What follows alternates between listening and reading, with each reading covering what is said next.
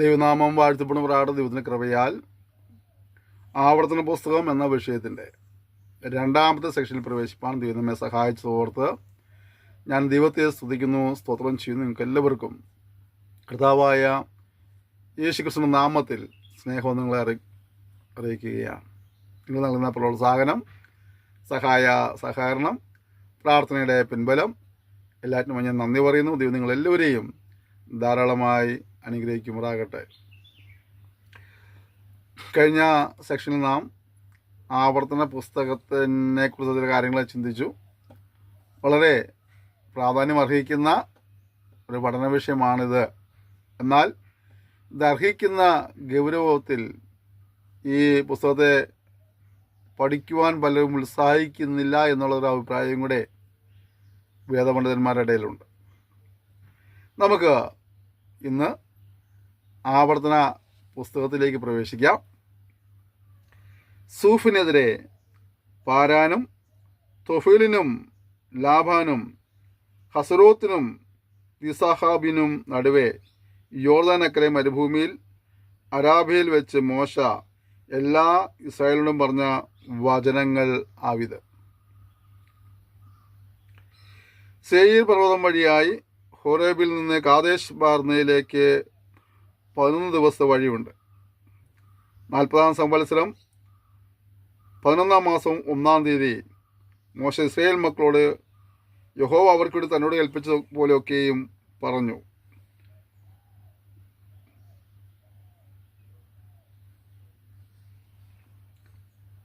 ഹെശ്ബോനിൽ പാർത്തിരുന്ന അമോര്യ രാജാവായ സീഹോനെയും അസ്തരോത്തിൽ പാർത്തിരുന്ന ബാഷൻ രാജാവായ ഓഗിനെയും എദ്രയിൽ വെച്ച് സംഹരിച്ച ശേഷം യോർദാൻ അക്കരെ മോവാബ് ദേശത്ത് വെച്ച് മോശ ഈ ന്യായപ്രമാണം വിവരിച്ചു തുടങ്ങിയത് എങ്ങനെയെന്നാൽ, ഹോരേബിൽ വെച്ച് നമ്മുടെ ദൈവമായ യഹോവ നമ്മോട് കൽപ്പിച്ചത്, നിങ്ങൾ ഈ പർവ്വതത്തിൽ പാർത്തത് മതി. തിരിഞ്ഞ് യാത്ര ചെയ്ത് അമോര്യരുടെ പർവ്വതത്തിലേക്കും അതിൻ്റെ അയൽ പ്രദേശങ്ങളായ അരാബ, മലനാട്, താഴ്വീതി, തെക്കേദേശം, കടൽക്കര എന്നിങ്ങനെയുള്ള കനാനദേശത്തേക്കും ലെബനോനിലേക്കും ഫ്രാത്ത് എന്ന മഹാനദി വരെയും പോകുവിൻ. ഇതാ ഞാൻ ആ ദേശം നിങ്ങളുടെ മുമ്പിൽ വെച്ചിരിക്കുന്നു. നിങ്ങൾ കടന്ന് യഹോവ നിങ്ങളുടെ പിതാക്കന്മാരായ അബ്രാഹാമിനോടും ഇസ്ഹാക്കിനോടും യാക്കോബിനും അവരുടെ സന്തതിക്കും കൊടുക്കുമെന്ന് അവരുടെ സത്യം ചെയ്ത ദേശത്തെ കൈവശമാക്കുകയും. ഇവിടെ ദൈവം അവരെ ചില കാഴ്ചകൾ കാണിക്കുന്നു. എന്നിട്ട് പറയുന്നത്, നിങ്ങൾ എന്ത് ചെയ്യണം? നിങ്ങൾ ആ ദേശത്തേക്ക് പോകണം. പോയിട്ട് എന്ത് ചെയ്യാനാ? ആ ദേശത്തെ കൈവശമാക്കണം. ഇവിടെ ഒരു കർത്താവ് നമ്മോടുള്ള വാഗ്ദത്തം തന്നെയാണ്. ചില അനുഗ്രഹങ്ങൾ, ചില ലക്ഷ്യങ്ങൾ നമ്മൾ മുന്നിൽ വെച്ചിട്ട് നമ്മൾ പറയുക, നീ മുന്നോട്ട് പോ, നീ അവയെ കൈവശമാക്കുക. നമ്മുടെ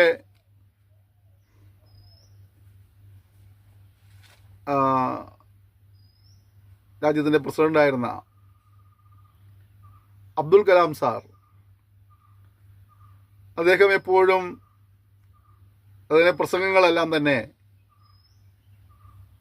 നമ്മെ മോട്ടിവേറ്റ് ചെയ്യുന്നതായിരുന്നു, അല്ലേ? സ്വപ്നങ്ങൾ കാണുവാൻ അദ്ദേഹം എപ്പോഴും നമ്മളെ അങ്ങനെ പ്രേരിപ്പിക്കാറുണ്ട്. അദ്ദേഹത്തിന് ഒരുപാട് അനുഭവങ്ങൾ കേൾക്കുമ്പോൾ, അദ്ദേഹത്തിൻ്റെ പ്രസംഗത്തിൽ നിന്നൊക്കെയുള്ള ചില വീഡിയോ ക്ലിപ്പെല്ലാം കാണുമ്പോൾ അദ്ദേഹം സ്വപ്നം കാണുവാൻ മറ്റുള്ളവരെ പഠിപ്പിക്കുകയായിരുന്നു. എന്നിട്ട് ആ സ്വപ്നത്തിലേക്ക് നടന്നെടുക്കുവാൻ വേണ്ടി പരിശ്രമിക്കാനുള്ള ആഹ്വാനം നൽകും. അദ്ദേഹത്തിൻ്റെ അനുഭവത്തിൽ ഒരിക്കലും അദ്ദേഹം പറഞ്ഞൊരു കാര്യം ഓർക്കുന്നു. അദ്ദേഹം വിമാനം പറപ്പിക്കാൻ വളരെ കൊതിയായിരുന്നു. എന്നാൽ അതിനുള്ള പരിശ്രമം നടത്തിയ സാധന ആദ്യ കാലഘട്ടങ്ങളിൽ അതിനത് കഴിഞ്ഞില്ല. അദ്ദേഹത്തെ അവിടുന്ന് പറഞ്ഞുവിടാൻ ഇടയായി തീർന്നു. പക്ഷെ അദ്ദേഹത്തിൻ്റെ സ്വപ്നം അദ്ദേഹം അവസാനിപ്പിച്ചില്ല. ആ സ്വപ്നത്തെ മനസ്സിൽ തലവെച്ച് ഒടുവിൽ അദ്ദേഹം ഇന്ത്യയുടെ പ്രസിഡൻ്റായി കഴിഞ്ഞപ്പോൾ ഈ സകല സൈന്യത്തിൻ്റെയും അധിപനായി മാറി. അങ്ങനെ അദ്ദേഹം ആ വിമാനം പറപ്പിക്കാനുള്ളതായ ഒരു നിലയ്ക്ക് ഒരുപടിയായി തീർന്നു. അപ്പോൾ ദൈവത്തെ സേവിക്കുന്ന നമ്മളെ സംബന്ധിച്ചിടത്തോളം നമുക്ക് ഒരു ലക്ഷ്യമുണ്ടാകണം.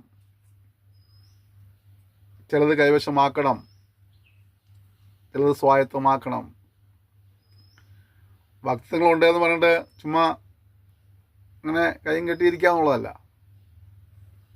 നമുക്കൊരു ഉത്സാഹം ഉണ്ടാകണം, പ്രാർത്ഥന ഉണ്ടാകണം, സമർപ്പണം ഉണ്ടാകണം, അല്ലേ? ദൈവത്തിനായി പ്രയോജനപ്പെടുന്നത് ദൈവം ഉപയോഗിക്കുന്നതൊക്കെ ഒന്ന് സ്വപ്നങ്ങൾ അതിനുവേണ്ടി പ്രാർത്ഥിക്കുക. വരങ്ങളെല്ലാം കൃപയാൽ ലഭിക്കുന്നതാണ്, കൃപാവരങ്ങളാണ്. ചിലതെല്ലാം തരാൻ വേണ്ടി ഇതിൽ പ്രാർത്ഥിക്കുക. ചിലപ്പോൾ നമ്മൾ ചോദിക്കുന്ന ദൈവം തരാൻ നിർബന്ധമൊന്നുമില്ല. എങ്ങനെയായാലും ദൈവനാമത്തിന് വേണ്ടി ദൈവരാജ്യ വ്യാപ്തിക്കായിട്ട് കർത്താവിനെ ഈ തലമുറയിൽ ഉപയോഗിക്കണമെന്ന് പ്രാർത്ഥിക്കണം. എന്നെ ഈ തലമുറയിൽ നീ ഉപയോഗിക്കണം. ഇപ്പം ഞാൻ ചോദിക്കുന്ന കാര്യം എനിക്ക് തന്നുകൊണ്ടായിരിക്കുന്നില്ല. പക്ഷെ ദൈവത്തിന് എന്നെ ഉപയോഗിക്കാനായിട്ട് ഒരു ഐഡിയ ഉണ്ട്. ദൈവത്തിൻ്റെ ഒരു പ്ലാനുണ്ട്, എന്നെക്കുറിച്ചൊരു പ്ലാനുണ്ട്.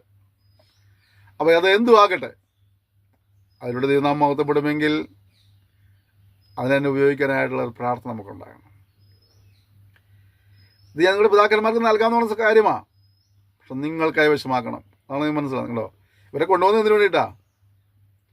ഈ രാജ്യങ്ങൾ, ഈ കനാൻ ദേശം ഇവർക്ക് അവകാശമായി കൊടുക്കാമെന്ന് പറഞ്ഞ് തന്നെ കൊണ്ടുവന്നത്. എൻ്റെ ഇവരോട് പറയാം, നിങ്ങളെ ഇവയെ കൈവശമാക്കണം. ഞാൻ ആ ദേശം നിങ്ങളുടെ മുമ്പിൽ വെച്ചിരിക്കുന്നു. നിങ്ങൾ കടന്ന് യഹോവ നിങ്ങളുടെ പിതാക്കന്മാരെ അബ്രാഹാമിനും ഇസ്ഹാക്കിനും യാക്കോബിനും അവരുടെ സന്തതിക്കും കൊടുക്കുമെന്ന് അവരോട് സത്യം ചെയ്ത ദേശത്തെ കൈവശമാക്കുകയും അക്കാലത്ത് ഞാൻ നിങ്ങളോട് പറഞ്ഞത്, എനിക്ക് ഏകനായി നിങ്ങളെ വഹിപ്പാൻ കഴിയില്ല. നമ്മുടെ ദൈവമായ യഹോവ നിങ്ങളെ വർദ്ധിപ്പിച്ചിരിക്കുന്നു. ഇതാ ഞാൻ നിങ്ങൾ ഇന്ന് പെരുപ്പത്തിൽ ആകാശത്തിലെ നക്ഷത്രങ്ങളെ പോലെ ഇരിക്കുന്നു.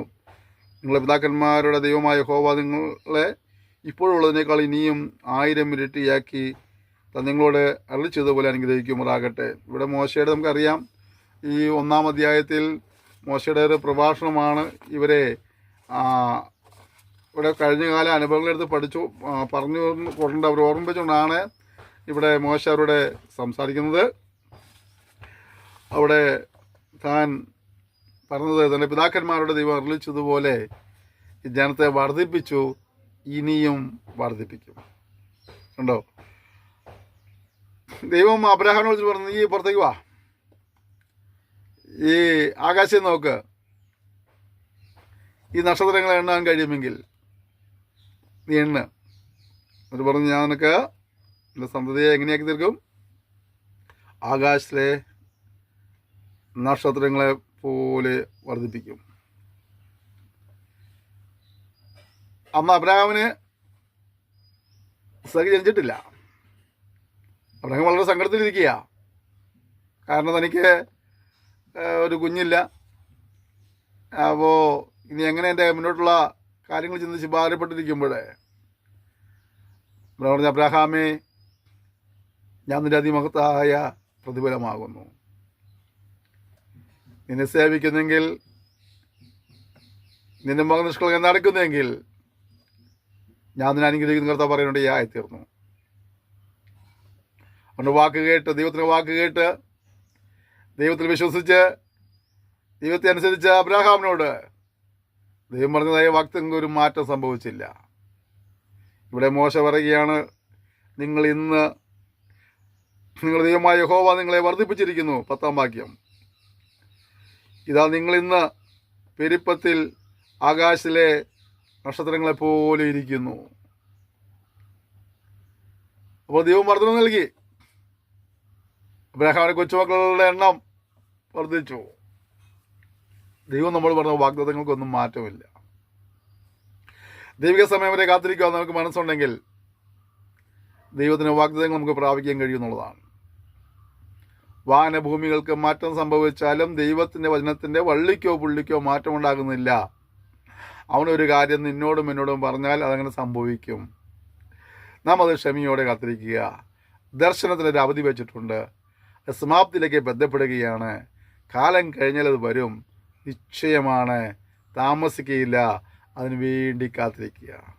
നിന്നോട് പറഞ്ഞ ദൈവത്തിൻ്റെ വാഗ്ദത്തം ജീവിതത്തിൽ ഇതുവരെ നിറവേറിയില്ല എന്നുള്ളത് കൊണ്ട് ആ വാഗ്ദത്തങ്ങൾക്ക് മാറ്റം ഒന്നും ചിന്തിക്കരുത്. ദൈവിക സമയമാകുമ്പോൾ അത് നിന്റെ ജീവിതത്തിൽ അങ്ങനെ തന്നെ നിറവേറുവാൻ ഇടയായിത്തീരും. എന്നിട്ട് പറയുക, യഹോവയായ ദൈവം നിങ്ങൾ എന്തു ചെയ്യും? ഇപ്പോഴുള്ളതിനേക്കാൾ ഇനിയും 1000 ഇരട്ടിയാക്കി താൻ നിങ്ങളോട് അരുളിച്ചതുപോലെ അനുഗ്രഹിക്കുമാറാകട്ടെ. കണ്ടോ, വളർന്നുവിളിക്കകത്ത് പിന്നെ നയിക്കുകയാണ്. പ്രിയപ്പെട്ടവരെ, ഈ വചനം പഠിക്കുമ്പോഴൊക്കെ മനസ്സിലാക്കേണ്ട കാര്യം, ദൈവിക അനുഗ്രഹങ്ങൾ പ്രാപിച്ചവരായിരിക്കാം നിങ്ങൾ, ദൈവിക വിടുതൽ പ്രാപിച്ചവരായിരിക്കാം നിങ്ങൾ. എന്നാൽ ദൈവത്തിന് നിങ്ങളെ ഇനിയും അനുഗ്രഹിപ്പാൻ താല്പര്യമുണ്ട്. നാം എപ്പിസോഡിൽ ഇങ്ങനെ വായിക്കുന്നുണ്ട്, നാം ചോദിക്കുന്നതിലും നനയ്ക്കുന്നതിലും അത്യന്തപരമായി ചെയ്യുവാൻ കഴിയുന്ന ദൈവം നമ്മെ എങ്ങനെ നയിക്കും നമുക്ക് ആർക്കും പറയാൻ കഴിയില്ല. ദൈവം നമ്മെ എങ്ങനെയല്ല ഉപയോഗിക്കും നമുക്ക് ആർക്കും പറയാൻ കഴിയില്ല. നമ്മുടെ ബുദ്ധിക്കും നമ്മുടെ ശക്തിക്കും നിരക്കുന്ന പോലും നല്ല ദൈവം നമ്മൾ പ്രവർത്തിക്കുന്നതും നമ്മൾ സഹായിക്കുന്നതൊക്കെ. നാം അവൻ്റെ സന്നിധിയിൽ ഏൽപ്പിച്ചു കൊടുക്കാമെങ്കിൽ, നമുക്ക് തന്നെ ഉപയോഗിക്കണമെന്നുള്ള പ്രാർത്ഥനയുണ്ടെങ്കിൽ ദൈവം നമ്മെ നിശ്ചയമായിട്ടും അനുഗ്രഹിപ്പാൻ ഇടയായിത്തീരും. അപ്പോൾ നാം ചോദിക്കുന്നതിനേക്കാൾ നനയ്ക്കുന്നതിനേക്കാൾ അത്യന്തപരമായി ചെയ്യുവാൻ ഇടയായിത്തീരും. അടുത്തത്, ഞാൻ ഏകനായി നിങ്ങളെ ഭാരവും നിങ്ങളെ ചുമടവും നിങ്ങളുടെ വ്യവഹാരങ്ങളും വഹിക്കുന്നത് എങ്ങനെ? അതത് ഗോത്രങ്ങളിൽ നിന്ന് ജ്ഞാനവും വിവേകവും പ്രസിദ്ധിയുമുള്ള പുരുഷന്മാരെ തിരഞ്ഞെടുപ്പീൻ, അവരെ ഞാൻ നിങ്ങൾക്ക് തലവന്മാരാക്കും. അതിന് നിങ്ങൾ എന്നോട് നീ പറഞ്ഞു തരുന്ന നല്ലതെന്ന് ഉത്തരം പറഞ്ഞു. ആകയാൽ ഞാൻ നിങ്ങളെ ഗോത്രതലവന്മാരായി ജ്ഞാനവും പ്രസിദ്ധിയുമുള്ള പുരുഷന്മാരെ 1000 പേർക്ക് അധിപതിമാർ, 100 പേർക്ക് അധിപതിമാർ, 50 പേർക്ക് അധിപതിമാർ, 10 പേർക്ക് അധിപതിമാർ, ഇങ്ങനെ നിങ്ങൾക്ക് തലവന്മാരും ഗോത്രപ്രമാണികളുമായി നിയമിച്ചു. ഇതൊക്കെ നമ്മൾ പുറപ്പാട് പുസ്തകത്തിലും നമ്മൾ കണ്ട കാര്യങ്ങളാണ്. ഇവിടെ അത് ഒന്നും കൂടെ ആവർത്തിച്ച് വിവരിക്കുന്നു എന്ന് മാത്രമേ ഉള്ളൂ. അപ്പോൾ തന്നെ നമ്മൾ മനസ്സിലാക്കേണ്ട കാര്യം, ഈ ചിലരെ സംബന്ധിച്ചോളം ഒരു സ്ഥാനത്ത് വന്നു കഴിഞ്ഞാൽ പിന്നെ വേറെ ആർക്കും ഒരു അധികാരവും പങ്കിട്ട് കൊടുക്കരുതെന്ന് ചിന്തിക്കുന്ന ആളുകളുണ്ട്. എന്നാൽ ദൈവിക വ്യവസ്ഥ എങ്ങനെയാണ്? പ്രാപ്തിയുള്ളവരെ പ്രാപ്തിയുള്ള കാര്യങ്ങൾ ഏൽപ്പിക്കുക എന്നുള്ളതാണ്, അല്ലേ? 1000 പേരെ നയിക്കുവാൻ കഴിയുന്നവനെ 1000 പേരുടെ അധിപതിയാക്കി വയ്ക്കുക. 100 പേരെ നയിക്കാൻ കഴിയുന്നവനെ 100 പേരുടെ അധിപതിയാക്കി വയ്ക്കുക. 50 പേരെ നയിക്കാൻ കഴിയുന്നവനെ 50 പേരുടെ അധിപതിയാക്കി വയ്ക്കുക, അല്ലേ? അപ്പോൾ ഇത് ഞാൻ തന്നെ എല്ലതും, അല്ലേ? ചിലർ അങ്ങനെയല്ലേ, ഒരു മീറ്റിംഗ് ആണെങ്കിൽ പോലും പുള്ളി തന്നെ പ്രാർത്ഥിച്ചു തുടങ്ങും, പുള്ളി തന്നെ വേണമെങ്കിൽ പാട്ട് പാടും, പുള്ളി തന്നെ വീണ്ടും പ്രാർത്ഥിക്കും, പുള്ളി തന്നെ വീണ്ടും സംഗീതം വായിക്കും, പുള്ളി തന്നെ പ്രബോധിപ്പിക്കും, പുള്ളി തന്നെ സാക്ഷ്യം പറയും, പുള്ളി തന്നെ സ്വതന്ത്രച്ചെടുക്കും, പുള്ളി തന്നെ പ്രസംഗിക്കും, പുള്ളി തന്നെ പ്രാർത്ഥിക്കുക, ആസ്വാദം പറഞ്ഞ് പുള്ളി തന്നെ അവസാനിപ്പിക്കും, അല്ലേ? നമുക്ക് ഇങ്ങനെയുള്ള കാര്യങ്ങളിൽ മറ്റുള്ളവർക്കും കൂടെ ഒരു പങ്കാളിത്തം കൊടുക്കാനായിട്ട് ഒരു മനസ്സുണ്ടാക്കണം. അടുത്തത് നമ്മൾ വായിക്കുന്നത് ഇങ്ങനെയാണ്, ആകയാൽ അന്ന് ഞാൻ നിങ്ങളുടെ ന്യായാധിപന്മാരോട് ആജ്ഞാപിച്ചത് നിങ്ങളുടെ സഹോദരന്മാർക്ക് തമ്മിലുള്ള കാര്യങ്ങൾ കേട്ട് ആർക്കെങ്കിലും സഹോദരനോടോ പരദേശിയോടോ വല്ല കാര്യമുണ്ടായാൽ അത് നീതിയോടെ വിധിപ്പീൻ. ന്യായവിസ്താരത്തിൽ മുഖം നോക്കാതെ ചെറിയവൻ്റെ കാര്യവും വലിയവൻ്റെ കാര്യവും ഒരുപോലെ കേൾക്കണം. മനുഷ്യനെ ഭയപ്പെടരുത്, ന്യായവിധി ദൈവത്തിനുള്ളതല്ലോ. നിങ്ങൾക്ക് അധികം പ്രയാസമുള്ള കാര്യം എൻ്റെ അടുക്കൽ കൊണ്ടുവരുവീൻ, അത് ഞാൻ തീർക്കും. അങ്ങനെ നിങ്ങൾ ചെയ്യേണ്ടുന്ന കാര്യങ്ങളൊക്കെയും ഞാൻ ആ കാലത്ത് നിങ്ങളോട് കൽപ്പിച്ചുവല്ലോ. മോശ കഴിഞ്ഞ കാല കാര്യങ്ങളെക്കുറിച്ച് പറയുകയാണ്. അവിടെ പ്രത്യേകം പറഞ്ഞത് മുഖം നോക്കാതെ, എങ്ങനെയാണ്? ന്യായവിസ്താരത്തിൽ മുഖം നോക്കാതെ ചെറിയവൻ്റെ കാര്യവും വലിയവൻ്റെ കാര്യവും ഒരുപോലെ കേൾക്കണം. മനുഷ്യനെ ഭയപ്പെടരുത്, ന്യായവിധി ദൈവത്തിനുള്ളതല്ലോ. ഇവിടെ പലപ്പോഴും മുഖപക്ഷം കാണിക്കുന്നതിൽ ദൈവജനവും ഒട്ടും വിഭിന്നമല്ല, അല്ലേ? നമുക്ക് നമ്മുടെ കൂടെ ഗുണമെടുക്കാൻ പറ്റുന്നവരൊക്കെ നമുക്ക് വേണ്ടപ്പെട്ടവരും പറ്റാത്തവർ, അഥവാ അതിൽ സാമ്പത്തികം കുറഞ്ഞ ആൾക്കാരോ നിറം കുറഞ്ഞ ആൾക്കാരോ ഒക്കെ വരുമ്പോൾ നമുക്ക് മറ്റുള്ളവരുടെ അത്ര ഞങ്ങൾ താല്പര്യം ഉണ്ടാവില്ല. അപ്പോൾ നമ്മൾ ഈ മുഖപക്ഷം കാണിക്കാൻ തുടങ്ങി എന്നുള്ളതാണ്. മുഖവർഷം കാണിക്കരുതെന്നാ. ദൈവത്തിന് സ്വന്തം ജനമായ നമ്മൾ പോലും ഈ മുഖവർഷം കാണിക്കുമ്പോൾ അത് ദൈവത്തിന് ഇഷ്ടപ്പെടുന്നത് മനസ്സിലാക്കുക. എല്ലാവരെയും നമുക്ക് ഒരുപോലെ കാണുവാൻ കഴിയണം, സ്നേഹിക്കുവാൻ കഴിയണം, ബഹുമാനിക്കാൻ കഴിയണം, കൂട്ടിക്കൊണ്ടുപോകാൻ കഴിയണം.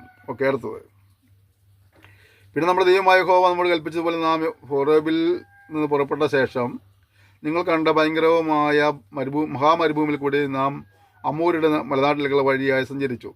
കാദേശ് പറഞ്ഞിലെത്തി. അപ്പോൾ ഞാൻ നിങ്ങളോട് നമ്മുടെ ദൈവമായ യഹോവ നമുക്ക് തരുന്നത് അമോരുടെ മലനാട് വരെ നിങ്ങൾ എത്തിയിരിക്കുന്നുവല്ലോ. ഇതാ നിന്റെ ദൈവമായ യഹോവ ആ ദേശം നിന്റെ മുമ്പിൽ വെച്ചിരിക്കുന്നു. നിന്റെ പിതാക്കന്മാരുടെ ദൈവമായ യഹോവ നിന്നോട് അരുളി ചെയ്തതുപോലെ നീ ഇന്ന് അത് കൈവശമാക്കിക്കൊള്ളുക. ഭയപ്പെടരുത്, അധൈര്യപ്പെടുകയും അരുത് എന്ന് പറഞ്ഞു. കേട്ടോ, ദൈവം നൽകുന്നതാണെങ്കിൽ തന്നെയും നീ ചെന്ന് കൈവശമാക്കണം. ഇവിടെ നമുക്കൊരു ഉത്തരവാദിത്തങ്ങളുണ്ട്. നമ്മുടെ നാട്ടിലൊരു പഴഞ്ചൊല്ല് പറയില്ലേ, താൻ പാതി ദൈവം പാതി. അങ്ങനെയുള്ള ഒരു പരിപാടിയല്ല.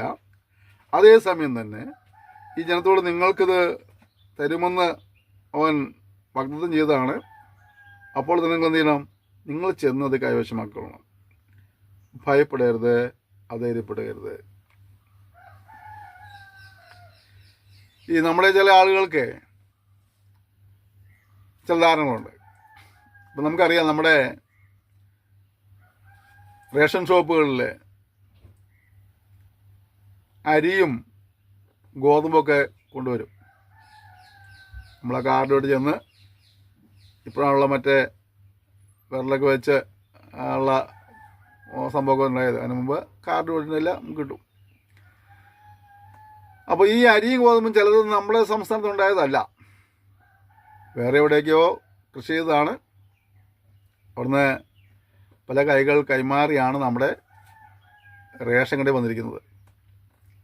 നമ്മുടെ റേഷൻ കടയിൽ വന്ന സാധനം നമ്മുടെ കാർഡിൽ പറയുന്ന അളവിനനുസരിച്ച് കാര്യം നമുക്ക് കിട്ടും.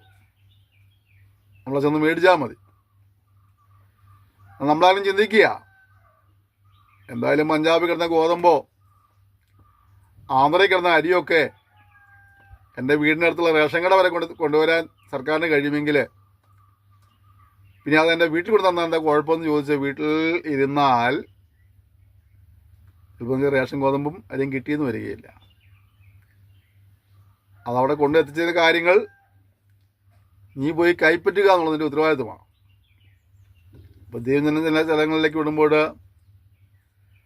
ദൈവം വാഗ്ദത്തം ചെയ്തുകൊണ്ട് അപ്പോൾ തന്നെ നിൻ്റെ ഭാഗത്തുനിന്ന് ഒരു ഒരുക്കവും സമർപ്പണവും ഒരു ക്രമീകരണമൊക്കെ അതിന് അനിവാര്യമാണ്. അവിടെ അവരുടെ ചരിത്രം പറയുകയാണ്. നിങ്ങൾ ഈ ദേശത്തേക്ക് പോകാൻ പറഞ്ഞ സമയത്ത് നിങ്ങൾ ചിലരെയൊക്കെ തിരഞ്ഞെടുത്തു. ആ കനാൻ ദേശം എങ്ങനെയുള്ള ദേശം എന്ന് അറിയാൻ വേണ്ടി അങ്ങോട്ട് പറഞ്ഞു വിട്ടു. അവിടെ ചെന്നപ്പോൾ ആ ദേശം കണ്ടു വന്നതിന് ശേഷമായിട്ട് ഈ പോയവർ രണ്ടു വിധത്തിലുള്ള അഭിപ്രായങ്ങൾ പറയുവാൻ ഇടയായിത്തീർന്നു. ഒരു കൂട്ടര് അവിടെ ഭയങ്കര മല്ലന്മാരൊക്കെ ഉണ്ട്, ദേശമൊന്നും കുഴപ്പമില്ല, പക്ഷെ അവിടെ ഭയങ്കര മല്ലന്മാരൊക്കെ ഉണ്ട്, അതുകൊണ്ട് നമുക്ക് അങ്ങോട്ട് പോകാൻ കഴിയില്ല, നമ്മൾ അവരുടെ മുമ്പിലെ വെട്ടുകിളികളെ പോലെയാണെന്നൊക്കെ പറയാൻ ഇടയായിത്തീർന്നു. എന്നാൽ കാലേബും യോശയും അത് തിരിച്ചു പറഞ്ഞു, നമുക്ക് ദൈവം തരും, അതുകൊണ്ട് വിശ്വാസത്താൽ നമുക്കത് പോയിട്ട് കൈയടക്കാം, ദൈവം നമ്മുടെ കൂടെ ഉണ്ടാകും എന്നുള്ളതായ വിവരം നൽകേണ്ടിയായിത്തീർന്നു. ഇവിടെവരെ പ്രശ്നങ്ങളെ കാണുമ്പോൾ നമ്മുടെ പ്രതികരണം എങ്ങനെയാണ്? ഇവർ ഒരുമിച്ചാണ് ഇവിടുന്ന് ദേശം കാണാൻ പോയത്. ആ ദേശം കണ്ടിട്ട് വരുമ്പോൾ അഭിപ്രായങ്ങളിൽ വൈരുദ്ധ്യം ഉണ്ടായി എന്നുള്ളതാണ്. ബഹുഭൂരിപക്ഷം പേരും പറഞ്ഞ് നമുക്കിത് കൈവശമാക്കാൻ കഴിയില്ലെന്നാണ്. ന്യൂനപക്ഷമായ 2 പേരാണ് അവർ പറഞ്ഞത് നമുക്കിത് കൈവശമാക്കാൻ കഴിയും, ദൈവം നമ്മുടെ കൂടെയുണ്ട്. ഒരേ പ്രശ്നത്തെ, ഒരേ വിഷയത്തെ വ്യത്യസ്ത നിലകളിലാണ് അവർ കാണുന്നത്. നിങ്ങൾ വിഷയങ്ങളെ കാണുന്നത് എങ്ങനെയാണ്? നിങ്ങൾ നേരിടുന്ന വിഷയത്തെ നിങ്ങൾക്ക് ഒറ്റയ്ക്ക് ഒരിക്കലും ചിലപ്പോൾ ഒരുപക്ഷെ കൈകാര്യം ചെയ്യാൻ കഴിയുന്ന വരികയില്ല. നമ്മൾ വിശ്വസിക്കേണ്ട മറ്റൊരു കാര്യം, ദൈവം നമ്മുടെ കൂടെ ഉണ്ടെന്നുള്ളതാണ്. ദൈവം ഈ വിഷയങ്ങൾക്ക് പരിഹാരം നൽകുമെന്നുള്ളതാണ്. ഇവർ ഭയങ്കര വിഷയത്തെ ഭയങ്കര ഗൗരവമായ ബഹുഭൂരിപക്ഷം പേരും കാണുമ്പോൾ പേര് പറഞ്ഞ ദൈവം നമ്മുടെ കൂടെ ഉണ്ടെങ്കിൽ നമുക്ക് സാധ്യമാക്കും. ഇവിടെ വിശ്വസിക്കുക, ദൈവത്താൽ സകലതും സാധ്യമാകും. ഇന്നത്തെ കഷ്ടങ്ങളും പ്രയാസങ്ങളും പ്രതികൂലങ്ങളും ദുരിതങ്ങളും രോഗങ്ങളൊക്കെ ഉണ്ടായിരിക്കാം. എന്നാൽ അതിന് നടുവിൽ ദൈവത്തിൽ ആശ്രയിക്കുന്നെങ്കിൽ, ദൈവത്തിൽ വിശ്വസിക്കുന്നെങ്കിൽ നിശ്ചയമായും ദൈവം തന്നെ സഹായിക്കും, വിടുവിക്കും, രക്ഷിക്കും. ആ ഒരു വിശ്വാസം തന്നെ മുന്നോട്ട് പോകാൻ പ്രേരണ ഘടകമായി തീരട്ടെ. ഇവിടെ 31 വാക്യം വരയ്ക്കുമ്പോൾ ഒരു മനുഷ്യൻ തന്റെ മകനെ വഹിക്കുന്നത് പോലെ നിങ്ങൾ സ്ഥലത്തെത്തുവോളം നടന്ന എല്ലാ വഴിയിലും ദൈവമായ യഹോവ നിങ്ങളെ വഹിച്ചു നിങ്ങൾ കണ്ടുവല്ലോ എന്ന് പറഞ്ഞു. മോശ അവരോട് പറയുക, ഒരു മനുഷ്യൻ തൻ്റെ മകനെ വഹിക്കുന്നത് പോലെ നിങ്ങൾ സ്ഥലത്തെത്തുവോളം നിങ്ങൾ ദൈവമായ യഹോവ നിങ്ങളെ വഹിച്ചു കാണുമല്ലോ. ആ സ്നേഹം നോക്കി.